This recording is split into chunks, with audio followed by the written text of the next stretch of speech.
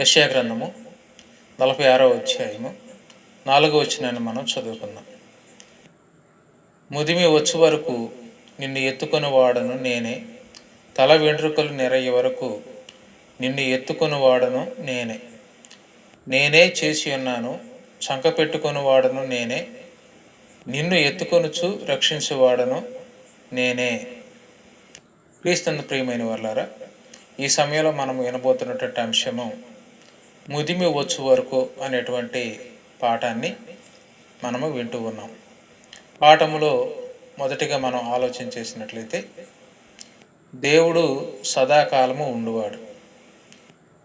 48వ కీర్తన 14వ వచనాన్ని మనం చదువుకున్నట్లయితే, ఈ దేవుడు సదాకాలము మనకు దేవుడై ఉన్నాడు, మరణము వరకు ఆయన మనలను నడిపించును అంటాడు.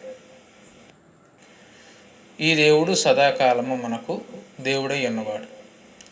ఎవరు తన పిల్లలని ముదిమి వచ్చు వరకు ఎత్తుకుంటారు అని అంటే, సదాకాలము ఉండే దేవుడు తప్ప ఏ తండ్రి కూడా తన పిల్లలను ముదిమి వచ్చు వరకు ఎత్తుకొని లాలించేవాడు భూమి మీద శారీరకంగా ఏ తండ్రి కూడా ఉండలేడు.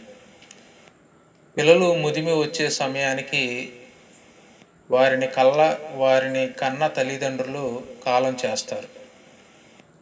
కనుక ఎందుకనంటే, పిల్లలు ముదిమి వయసులో తల్లిదండ్రులు అనేవారు వారు కాలం చేసి ఉంటారు కనుక, మరి ఎవరు ముదిమి వచ్చే వరకు ఎత్తుకొని లాలించి చంక పెట్టుకొని ఆ విధంగా ఎవరు రక్షిస్తారు అని అంటే, దేవుడు తప్ప ఎవరు కూడా తన పిల్లలను రక్షించేవాడు ఏ తండ్రి కూడా ఆ విధంగా చేయలేడు, దేవుడు తప్ప.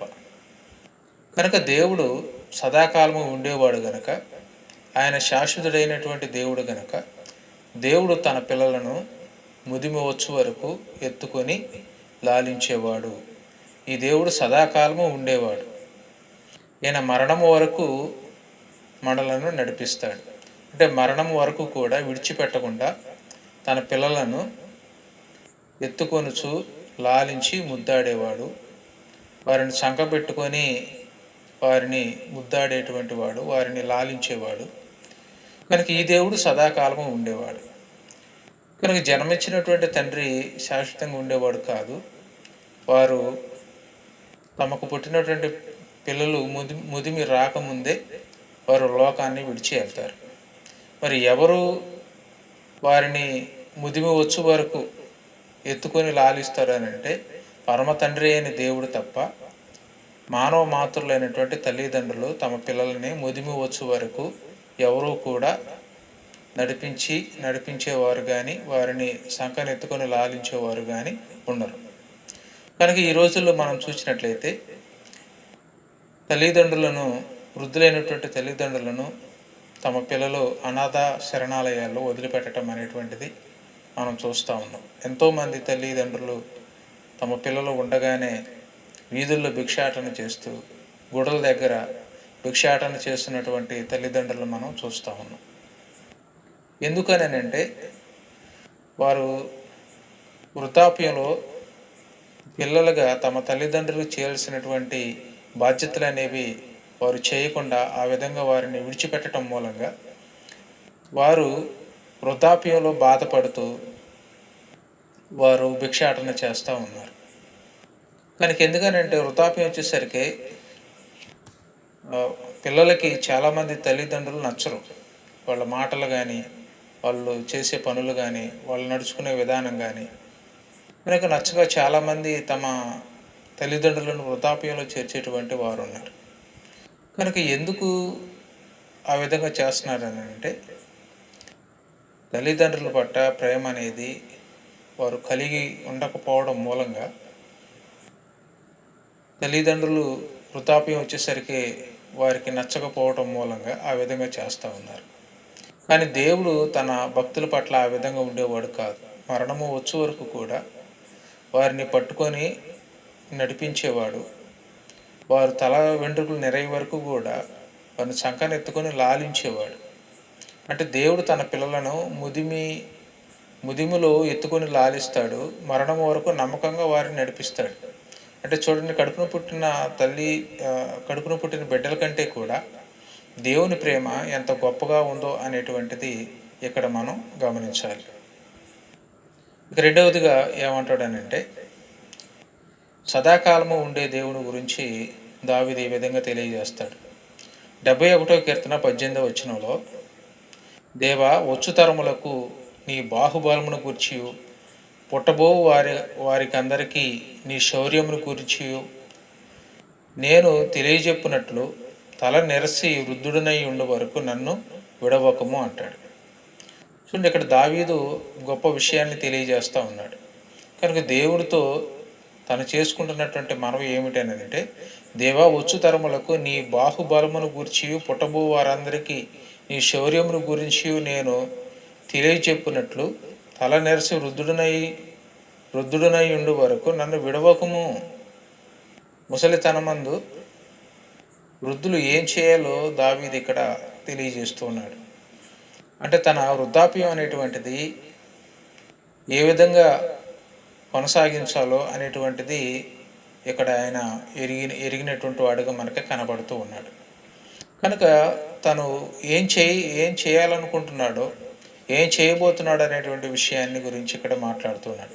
వచ్చు తరముల వరకు నీ బాహుబలము గురించి, పుట్టబో వారందరికీ నీ శౌర్యాన్ని గురించి నేను తెలియచేయాలి. కనుక నా జీవితంలో, దావీదు తన సొంత జీవితంలో దేవుడు తన పట్ల చేసినటువంటి మేలులు ఏవైతే ఉన్నాయో, ఏవైతే పరాక్రమ కార్యాలు ఉన్నాయో, ఏవైతే ఆశ్చర్యకరమైనటువంటి సంగతులు ఉన్నాయో, ఏ విధంగా దేవుడు తన శత్రువుల నుంచి కాపాడాడో, ఏ విధంగా ఆయనకి విజయాలను ఇచ్చాడు అనేటువంటి విషయాలన్నీ కూడా పుట్టబో వారికి, రాబో తరము వారికి నీ బాహుబలముల గురించి, నీ శౌర్యాన్ని గురించి నేను తెలియచేయాలి. కనుక అప్పటి వరకు కూడా నన్ను విడిచిపెట్టకుండా కాపాడు. ఎందుకు కాపాడమంటున్నాడంటే, విడిచిపెట్టకుండా నీ యొక్క బాహుబలాన్ని గురించి, నీ యొక్క శౌర్యాన్ని గురించి రాబో వారికి, పుట్టబో తరము వారికి నేను వారికి తెలియచేయాలి. కనుక నీ యొక్క గొప్పతనాన్ని, ఇస్రాయేల్ పట్ల నువ్వు చేసినటువంటి ఆశ్చర్య కార్యాలని, నా జీవితంలో నీవు చేసినటువంటి ఆశ్చర్య కార్యాలని, వీటన్నిటిని కూడా నా సంతానంలో పుట్టబోయే వారికి నీ గురించి నేను వివరించాలి. కనుక నేను తప్ప నా వంశంలో పుట్టేవారికి ఎవరు వివరిస్తారు అనే సత్యాన్ని దావీదు ఎరిగి, వృద్ధాప్యంలో తను వంశంలో వచ్చేటువంటి తరము వారికి నీ గురించి నేను గొప్పగా చెప్పాలి, అందుకు నన్ను విడిచిపెట్టకుండా జాగ్రత్తగా కాపాడు, నన్ను విడిచిపెట్టొద్దు అంటున్నాడు. కనుక ఈనాడు వృద్ధులైనటువంటి తల్లిదండ్రులు తమ మనవరాళ్ళకి, మనవాళ్ళకి దేవుని గురించి వారు ఏం తెలియజేస్తూ ఉన్నారు. కనుక లోకంలో విషయాలు పక్కన పెడితే, క్రైస్తవులైనటువంటి సువార్థికులైనటువంటి తల్లిదండ్రులు కానీ, లేకుంటే క్రైస్తవులైనటువంటి తల్లిదండ్రులు కానీ తమ వంశంలో పుట్టినటువంటి మనవడు, మనవరాళ్ళకి దేవుడు వారి పట్ల చేసినటువంటి ఏవైతే ఆశ్చర్యకరమైనటువంటి కార్యాలు ఉన్నాయో వాటిని నెక్స్ట్ జనరేషన్ వారికి, వారి వంశంలో వచ్చినటువంటి వారికి, రాబోయే వారికి తెలియచేయాలి. కనుక దావీదు అంటున్నాడు, నా జీవితంలో నువ్వు చేసినటువంటి ఆశ్చర్య కార్యాలు ఏవైతే ఉన్నాయో వాటన్నిటి నేను తెలియచేయాలి అని ఆయన అంటూ ఉన్నాడు. కనుక ఈనాడు వృద్ధులైనటువంటి తల్లిదండ్రులు తమ సంతానంలో వచ్చే నెక్స్ట్ జనరేషన్ వారికి దేవుని గురించి ఏం తెలియజేస్తూ ఉన్నారు. కనుక తల్లిదండ్రులు దేవుని గురించి తెలియచేయకపోతే ఎవరు తమ వంశంలో ఉన్నటువంటి వారికి దేవుని గురించి తెలియజేస్తారు? ఒకవేళ ఆ విధంగా తెలియచేయకపోతే వారు లోకంలో ఉన్నటువంటి సహవాసాలకు దగ్గరయ్యి, లోకంలో ఎవరైతే దేవీ దేవతలకు పిలువబడుతున్నారో వాటిని అనుసరిస్తారు. కనుక ఇక్కడ దావీదు తన వంశంలో రాబో తరం వారికి నీ గురించి నేను తెలియచేయాలి, అందుకు నన్ను వృద్ధాప్యంలో నన్ను కాపాడు, నన్ను జాగ్రత్తగా నడిపించు అని చెప్పేసి అంటున్నాడు. కనుక ఈనాడు వృద్ధులైనటువంటి వారి జీవితంలో ఏం చేస్తూ ఉన్నారు? కనుక గ్రంథం ఏముంటుందంటే, ముసల్మ ముచ్చట్లో విడిచిపెట్టండి అంటాడు తిమోతి పత్రికలో. కనుక ఈనాడు ముసలమ్మ ముచ్చట్లు కాలం గడపడానికి చెప్పుకునే కబుర్లు కాదు. కనుక ఏం చేయాలని అంటే, తమ వంశంలో రాబో జనరేషన్కి, రాబో తరం వారికి దేవుడు ప్రతి ఒక్కరి జీవితంలో ఏ ఏ మేలు చేయకుండా దేవుడు ఉండడు. కనుక ఇప్పుడు ఉన్నటువంటి క్రైస్తవులు అయినటువంటి మనము మన జీవితాల్లో దేవుడు ఎన్నో సంగతులు, ఎన్నో ఆశ్చర్యకార్యాలు జరిగించాడు. కనుక వాటిని మన వంశంలో పుట్టబోయే వారికి మనం ఏం చేయాలంటే వాటిని వివరించాలి. ఏ విధంగా దేవుడు మనల్ని అనారోగ్య పరిస్థితుల్లో కాపాడాడు, ఏ విధంగా ప్రమాదాల నుంచి కాపాడాడు, ఏ విధంగా మన కుటుంబాలను అభివృద్ధి పరిచాడు అనేటువంటి విషయాలన్నీ కూడా రాబో తరం వారికి చెప్పినప్పుడు వారు దేవుని పట్ల విశ్వాసాన్ని ఉంచే అవకాశం ఉంది. వారు దేవుణ్ణి తెలుసుకునే అవకాశం ఉంది. కనుక సామెతలో ఏమంటాడు, బాలుడు నడవలసిన త్రోవను వానికి నేర్పించు అంటాడు. కనుక ఎవరు నేర్పించాలి దేవుని గురించి అని అంటే, వృద్ధులైనటువంటి వారు తమ వంశంలో ఎవరైతే నెక్స్ట్ జనరేషన్ రాబోతున్నారో వారికి దేవుని గురించి తెలియచేయాలి.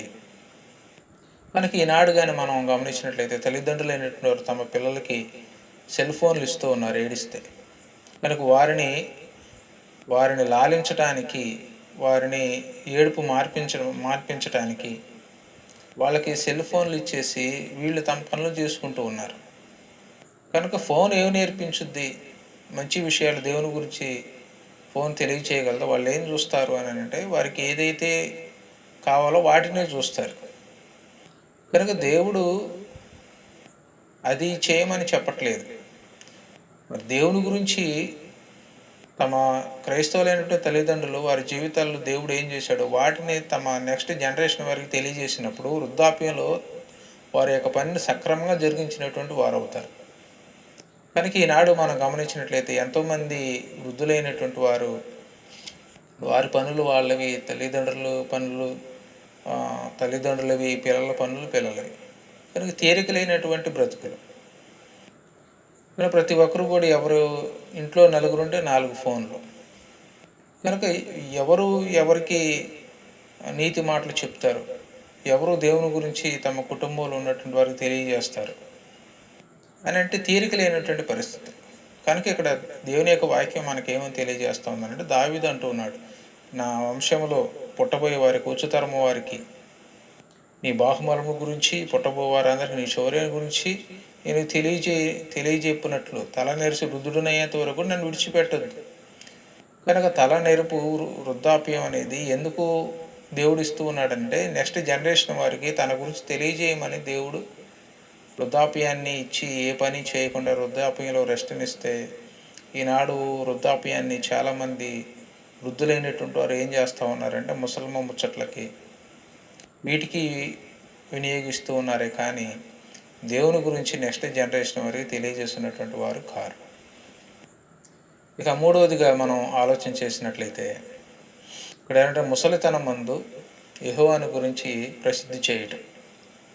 92వ కీర్తన 14-15 వచనాలను మనం చదువుకున్నప్పుడు, నాకు ఆశ్రయదుర్గమైన యెహోవా యథార్థవంతుడనియు ఆయన యందు ఏ చెడుతనము లేదనియు ప్రసిద్ధి చేయుటకై వారు ముసలితనమందు ఇంకా చిగురు పెట్టుచుందురు, సారము కలిగి పచ్చగా నుందురు అంటాడు.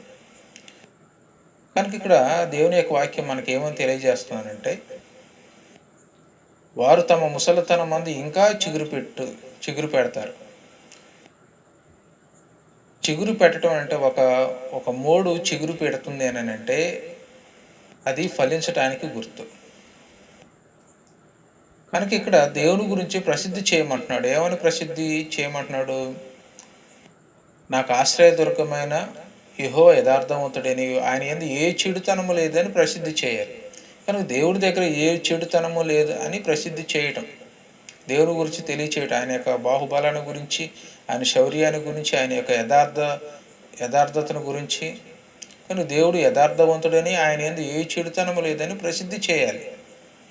కనుక ముసలితనమందు చేయవలసినటువంటి పని ఏమిటనంటే దేవుని గురించి ప్రసిద్ధి చేయటం. దేవుని గురించి నువ్వు ఎవరికో చెప్పనవసరం లేదు. నీ వంశంలో ఉన్న వారికి, నీ వంశంలో నెక్స్ట్ జనరేషన్కి ఏమని తెలియచేయాలి అని అంటే యెహోవా యథార్థవంతుడు, ఆయన యందు ఏ చెడుతనము లేదని వృద్ధులైనటువంటి వారు తమ వంశములో రాబోతున్నటువంటి నెక్స్ట్ తరము వారికి తెలియచేయాలి. కనుక దావీదు తన జీవితంలో ఏం తెలియజేస్తాడు? గొలియాతుని ఏ విధంగా సంహరించాడు? ఆయనని ఏ విధంగా సింహాసనం మీద కూర్చోబెట్టాడు? దేవుడు తన పట్ల ఎన్ని ఆశ్చర్య కార్యాలు చేశాడనేటువంటి ప్రతి విషయాన్ని కూడా నేను నా తరంలో, నా వంశంలో వచ్చేవారికి నేను తెలియచేయాలి. అందుకు తలనిలిసి వృద్ధుడనేంత వరకు కూడా నన్ను విడిచిపెట్టొద్దు అంటున్నాడు. కనుక ఈనాడు క్రైస్తవులైనటువంటి తాతలు, నాయనమ్మలు తమ వంశంలో వస్తున్నటువంటి నెక్స్ట్ జనరేషన్కి ఏం తెలియజేస్తున్నారు? దేవుడి గురించి తెలియజేస్తున్నారా? కనుక ఎవరికో తెలియని వారికి, లేకుంటే ఎక్కడికి వెళ్ళి చెప్పాల్సిన అవసరం లేదు. ఇంట్లో ఉన్నటువంటి నెక్స్ట్ జనరేషన్ వారికి దేవుని గురించి తెలియచేయడం, అది వృద్ధాప్యంలో సరిగ్గా చేసేటువంటి పని. కనుక వృద్ధాప్యంలో ఏ పని చేయకుండా, ఆ వయసు ఏం వయసు అంటేనంటే రెస్ట్ తీసుకునే వయసు. కనుక ఆ వృద్ధాప్యంలో చేయగలిగే పని ఏంటి అని అంటే, నోటితో నీ జీవితంలో దేవుడు నీ పట్ల ఏ ఆశ్చర్య కార్యాలు అయితే జరిగించాడో, దేవునికి నీకు పట్ల ఉన్నటువంటి అనుభవం, ఆ సంగతులు ఏవైతే ఉన్నాయో వాటిని నెక్స్ట్ జనరేషన్కి తెలియజేసినప్పుడు వారు దేవుని పట్ల విశ్వాసాన్ని కలిగి ఉంటారు. కనుక ఏమని తెలియచేయాలి? యెహోవా యథార్థవంతుడు, ఆయన యందు ఏ చెడుతనము లేదని తెలియచేయాలి. కనుక ఎంతమంది ఈనాడు వృద్ధులైనటువంటి వారు తమ వంశములో రాబోతున్నటువంటి నెక్స్ట్ తరము వారికి ఏం తెలియజేస్తున్నారు? కనుక దేవుని గురించి ఏం తెలియజేస్తున్నారు? కనుక దేవుడిచ్చినటువంటి పని చేయకపోతే, దేవుడు వృద్ధాప్యాన్ని ఎందుకు ఇచ్చాడనేటువంటి సంగతి ఎరగకపోతే, వృద్ధాప్యంలో వయసు అయిపోయింది, నేను ఏం చేయలేకపోతున్నాను అని బాధపడి తమ బాధ ఇతరులకు చెప్పుకొని బాధపడే తల్లిదండ్రులుగా ఉంటే, వారు తమ వృద్ధాప్యాన్ని సరిగ్గా వారు వాడుకోవట్లేదు. అంటే ఆ వయసుని దేవుడు ఎందుకు ఇచ్చాడు, ఎందుకు వారు ఇంకా ఆరోగ్యంగా ఉన్నారు అనేటువంటి విషయాన్ని వారు ఎరగట్లేదు. కనుక అక్కడ బరువులు ఎత్తమని చెప్పట్లేదు, లేకుంటే ఏదో వంగి పనులు చేయమని చెప్పట్లేదు. ఏం చేయమని చెప్తున్నాడంటే, ఇక్కడ దావీదు అంటున్నాడు, రాబో తరం వారికి నీ గురించి చెప్పాలి. కనుక నోటితో తెలియచేయటం. దేవుడు ప్రతి ఒక్కరి జీవితంలో చేసినటువంటి మేలులు ఏవైతే ఉన్నాయో వాటిని నెక్స్ట్ జనరేషన్కి తెలియజేసినప్పుడు వారు దేవుడి గురించి తెలుసుకొని, వారు పెరిగి పెద్దవారైనప్పుడు దాని నుంచి తొలగిపోకుండా దేవుని పట్ల భయభక్తులు కలిగి నడుచుకుంటారు. కనుక ఆ విధంగా ఏం చేస్తూ ఉన్నామని అంటే, మనము బాలుడు నడవలసినటువంటి త్రోవను వానికి నేర్పిస్తూ ఉన్నాం. కనుక ఈనాడు ఎంతమంది ఈ పని చేస్తూ ఉన్నారని అంటే, చాలా తక్కువ మందిగా మనకి కనపడుతూ ఉన్నారు క్రైస్తవ సమాజంలో. ఇక 4వదిగా ఏమంటాడని అంటే, దేవుడు మానవుల ఆరంభంలోనూ అంతంలోనూ ఉండేవాడు. యెషయా గ్రంథం 41వ అధ్యాయం 4వ వచనంలో, ఎవడు దీనిని ఆలోచించి జరిగించెనో, ఆది నుండి మానవ వంశములను పిలిచిన వాడునైనా యెహోవానగు నేనే మొదటి వాడను, కడవరి వారితో ఉండువాడను అంటాడు. అంటే మానవుల వంశంలో నుంచి పిలిచినటువంటి వాడు, మొదటి మానవుల యొక్క ఆరంభంలో ఉన్నవాడు, మానవుల యొక్క అంతంలోనూ ఉండేవాడు. అంటే దేవుడు శాశ్వతుడైనటువంటి దేవుడు. ఈయన మనుషుల యొక్క ఆరంభంలోనూ అంతంలోనూ, అంటే పుట్టే సమయంలోనూ, వారు లోకాన్ని విడిచి వెళ్ళే సమయంలో, అంటే ఈ దేవుడు సదాకాలము ఉండే దేవుడు. ఈయన శాశ్వతుడైనటువంటి దేవుడు. ఈయన తప్ప ఎవరూ కూడా తమ పిల్లలను ఎత్తుకొని లాలించేవారు ఎవరు లేరు. కనుక దేవుడు తప్ప ఎవరూ కూడా ఎత్తుకొని లాలించి సంరక్షించేవారు లేరు. సంకనెత్తుకొని లాలించి తల నెరసి మరణం వరకు కూడా ఎవరు నడిపించగలరు అని అంటే, ఈ దేవుడు తప్ప ఏ తల్లిదండ్రి కూడా తమ పిల్లలకి ఈ విధంగా చేయలేడు. ఇలాంటి దేవుడు ఎలా మానవ జీవితాల్లో ఉన్నాడంటే, మానవుల యొక్క ఆరంభంలోనూ అంతంలోనూ ఉండేవాడు ఆయన. కనుక ఈయన శాశ్వతమైనటువంటి దేవుడు. ఈయన నమ్మదగినటువంటి వాడు. కనుక మనుషులు గ్రహించవలసినటువంటి సత్యం ఏమిటంటే, దేవుడు లేకుండా మానవ జీవం అనేటువంటిది భూమి మీద లేదు. దే మానవుడు దేవుని ద్వారానే లోకంలోకి వచ్చాడు.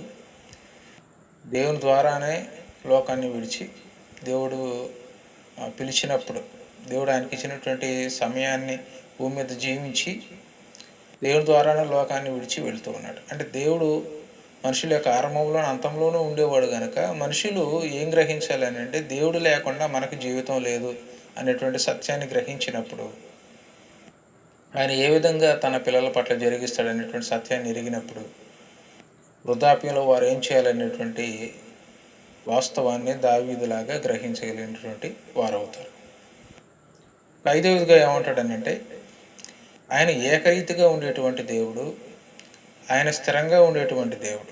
102వ కీర్తన 27, 28 వచనాలు మనం చదువుకున్నప్పుడు, నీవు ఏకరీతిగా నుండివాడవో, నీ సంవత్సరములకు అంతము లేదు, నీ సేవకుల కుమారులు నిలిచి ఉందురనియు, వారి సంతానము నీ సన్నిధిని స్థిరపరచబడుదురు అంటాడు.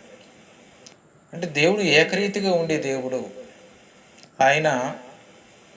ఆయనలో ఏ మార్పు లేదు. ఆయన కాలానికి అవతల ఉన్నాడు, మనం కాలంలో ఉన్నాం. కనుక మనుషులు దేవుని ఎదుట పుడుతుంటారు, చచ్చిపోతూ ఉంటారు. దేవుడు కాలానికి అవతల ఉన్నాడు, దేవుడు కాలంలో లేడు. కనుక మరి స్థిరంగా ఉండేటువంటి దేవుణ్ణి మనం వెంబడించినట్లయితే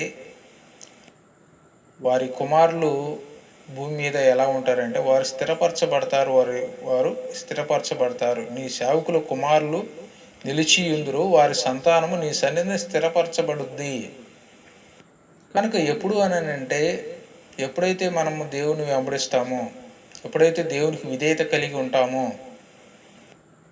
అప్పుడు ఆయన యొక్క సేవకుల పిల్లలు వారు నిలిచి ఉంటారు, వారి సంతానము స్థిరపరచబడుతుంది. ఆయన ఏకరీతిగా ఉండేవాడు కనుక ఎవరైతే ఆయనని నమ్ముకున్నారో వారు వృద్ధాప్యంలో కూడా దేవుడు వారిని విడిచిపెట్టకుండా మరణం వరకు కూడా నమ్మకంగా నడిపించేవాడు. వారు వృద్ధాప్యంలో ఏ విధమైనటువంటి ఇబ్బందులు లేకుండా వారికి కావాల్సినటువంటి అక్కర్లన్నీ తీర్చేటువంటి వాడు. కనుక వారు వృద్ధాప్యంలో ఏం చేయాలో అనేటువంటి వారు చేయగలిగినటువంటి పనినే దేవుడు వారికి అప్పగిస్తున్నాడు, కానీ మోయలేని భారాలు పెట్టి వారిని ఇబ్బంది పెట్టట్లేదు. కనుక చేయగలిగిన పని ఏంటంటే దావీదు తెలియజేసిన విధంగా, నేను రాబో తరము వారికి నీ యొక్క శౌర్యాన్ని గురించి, నీ బాహుబలాన్ని గురించి నేను తెలియజెప్పాలి కనుక తల నెరిసి వృద్ధుడనయ్యేంత వరకు కూడా నన్ను విడిచిపెట్టద్దు అంటున్నాడు. కనుక ఈనాడు మనకి తల నెరిసి వృద్ధులు అవుతున్నటువంటి క్రైస్తవులైనటువంటి తల్లిదండ్రులు తమ వంశంలో రాబో తరము వారికి ఏం తెలియజేస్తూ ఉన్నారు దేవుని గురించి? కనుక క్రీస్తు ప్రియమైన వాళ్ళు ఈ యొక్క సత్యాన్ని తల్లిదండ్రులైనటువంటి ప్రతి క్రైస్తవులు కూడా ఆలోచించవలసినటువంటి వారై ఉన్నారు. నీ తరములో, నీ వంశంలో రాబోతున్నటువంటి తరము వారికి నువ్వేం తెలియజేస్తూ ఉన్నావు? ఒకవేళ నువ్వు దేవుడి గురించి తెలియచేయకపోతే, వారు అన్ని దేవతలను అనుసరిస్తే దానికి కారకులు ఎవరు? వృద్ధాప్యంలో నువ్వు చేయాల్సినటువంటి పని చక్కగా చేయలేదు కనుక వారు ఏమవుతూ ఉన్నారని అంటే వారు దారి తొలగిపోతూ ఉన్నారు. కనుక తిమోతి పత్రికలో మాట్లాడతాడు పౌలు, నీ అవ్వయైన లోయలో విశ్వాసం నేను చూశాను అని. అంటే చూడండి, భక్తులు ఏంటంటే వారు తమ పిల్లల్ని దేవుడి గురించి వారికి తెలియజేస్తూ ప్రభు శిక్షలను, బోధలను వారిని పెంచుతారు. అలాగే మోషే తల్లి కూడా మోషేని తను ఏ జాతివాడో అనేటువంటి విషయాన్ని తెలియజేసి ఆయన్ని పెంచుద్ది. కనుక తల్లి దగ్గర విన్నటువంటి బోధ ఏదైతే ఉందో ఆ బోధ ఆయన పెరిగి పెద్దవాడైనప్పుడు ఐగుప్తు సింహాసనమా లేకుంటే ఇశ్రాయేల్ దేవుని వెంబడించడం అనేటువంటి ప్రశ్న ఆయన కళ్ళ ముందు ఉన్నప్పుడు ఆయన అంటాడు, అల్పకాల పాపభోగం అనుభవించడం కంటే దేవుని ప్రజలతో కలిసి శ్రమ అనిపించడం ఎంతో మేలని యోచించి మరో కుమారుడు అనిపించుకోవడానికి ఒప్పుకోలేదంటాడు. అంటే అలా ఒప్పుకోలేదు అని అంటే ఆయన విన్నటువంటి బోధ ఏదైతే ఉందో, తన తల్లి చెప్పిన బోధ ఏదైతే ఉందో అది ఆయన సరైనటువంటి నిర్ణయం తీసుకోవడానికి దేవుని ప్రవక్తగా ఆయన పని చేయటానికి ఆయన బాల్యంలో ఉన్నటువంటి మాటలు ఏవైతే ఉన్నాయో అవి ఆయనకు ఉపయోగపడ్డాయి. కనుక తన తల్లి సరైనటువంటి పని చేసింది. మోషే తల్లి సరిగ్గా ఆయన్ని పెంచింది. కనుక ఈనాడు క్రైస్తవ కుటుంబాల్లో వారి పిల్లలు ఎలా పెరుగుతున్నారు, వారు సమాజంలో ఎలా నడుచుకుంటున్నారు అనేటువంటి సత్యాన్ని మనం గ్రహించాలి.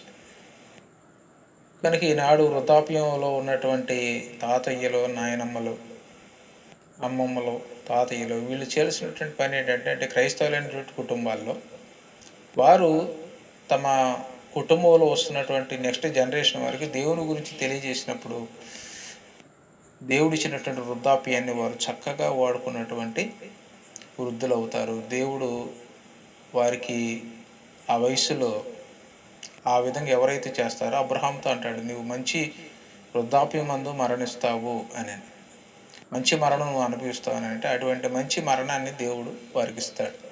ఎందుకంటే వృద్ధాప్యంలో వారు తమ నెక్స్ట్ జనరేషన్ వారికి దేవుని గురించి తెలియజేసినటువంటి వారికి దేవుడు మంచి మరణాన్ని అనుగ్రహిస్తాడు. కనుక ఈనాడు మన కుటుంబంలో ఉన్న వృద్ధులు కానీ, సంఘంలో ఉన్నటువంటి వృద్ధులు కానీ ఈ విషయాలను గ్రహించి వారు ఏ విధంగా నడుచుకోవాలనేటువంటి విధానాన్ని గ్రంథం మనకు బోధిస్తుందో అలా నడుచుకోవాలని మనవి చేస్తూ ఉన్నాను. పాఠంలో 2వ భాగాన్ని ఇంకొక వీడియోలో మనం వినడానికి ప్రయత్నం చేద్దాం. అంతవరకు దేవుని కృప మనందరికీ తోడై ఉండును గాక. విన్న మీ అందరికీ కూడా నా వందనాలు.